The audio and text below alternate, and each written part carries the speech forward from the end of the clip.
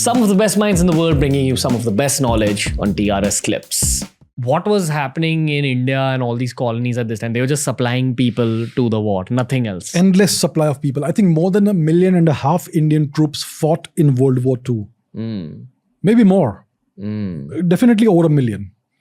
And so India was involved, Africa was involved, all these different territories were involved. There was fighting in Asia as well. The Japanese were advancing towards India. They wanted to take out India.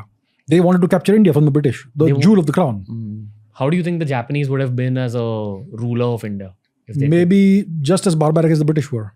The British were absolutely barbarians. We don't realize that because we are taught a very sanitized version of history. In the aftermath of 1857, they killed over 10 million Indians in just a few years. That is a horrific number. And the number of Indians they killed in engineered famines exceeds 100 million. That's what the British did from the 1700s until the 1940s.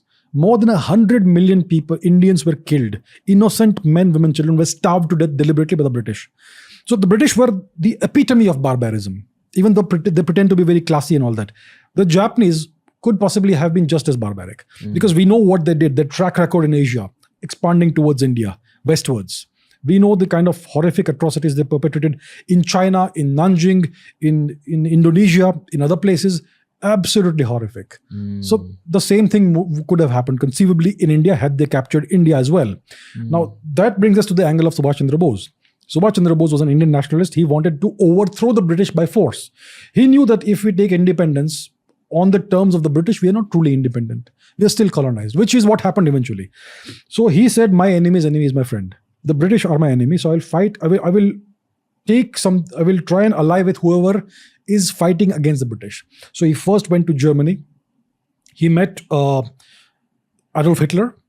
Adolf Hitler referred him to Japan. He said that you are closer to Japan, so why don't you go to Japan? I will give you my reference, my recommendation, and you can meet the Japanese, whoever is in charge. Hideki Tojo, I think. So Subhash Chandra Bose went to Japan all the way by submarine and various other ways. And he was able to impress the Japanese, and he was able to acquire Japanese help.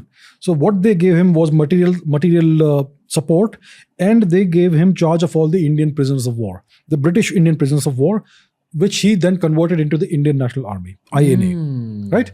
And then Subhash Chandra Bose he participated in the Japanese attempt to conquer India. So there were multiple victories against the British through Burma, etc. And Subhash Chandra Bose's INA came all the way into India, Eastern India, Imphal, the Battle of Imphal and the Battle of Kohima. From there, the INA was driven back and defeated. So there were these terrible battles at Imphal and Manipur, which went on for months. The British bombarded civilians in Imphal, even in Kohima.